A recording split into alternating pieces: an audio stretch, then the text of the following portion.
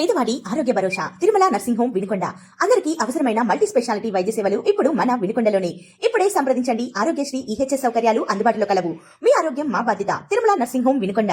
ఏలూరు జిల్లా Jangareddygudem RTC depot centre వద్ద ప్రారంభమైన ఈ కార్యక్రమంలో ప్రజలు, విద్యార్థులు, యువత, వివిధ సంఘాల ప్రతినిధులు పెద్ద సంఖ్యలో పాల్గొన్నారు. ఏలూరు ఎంపీ పుట్ట మహేష్ యాదవ్, డీసీసీ బ్యాంక్ మాజీ చైర్మన్ కరాటం రాంబాబు ర్యాలీని జెండా ఊపి ప్రారంభించారు.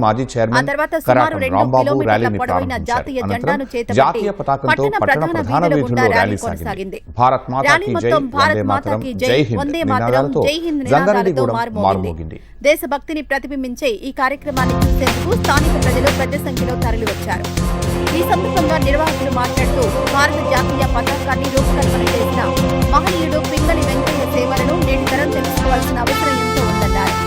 దేశ స్వతంత్రం కోసం అనేక మంది మహనీయులు చేసిన త్యాగాల వల్లే నేడు మనం స్వేచ్ఛ భారతదేశంలో జీవిస్తున్నామని, ఆ చరిత్రను యువతకు తెలియజేయాలనే ఉద్దేశంతో ఈ కార్యక్రమాన్ని నిర్వహించినట్టు తెలిపారు.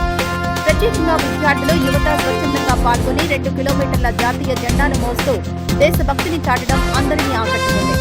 ఈ సందర్భంగా పలువురు వక్తలు మాట్లాడుతూ త్రివర్ణ పతాకం కేవలం ఒక జెండా మాత్రమే కాదని, అది కోట్లాది భారతీయుల గౌరవం, త్యాగం, ఐక్యతకు ప్రతీక అని పేర్కొన్నారు.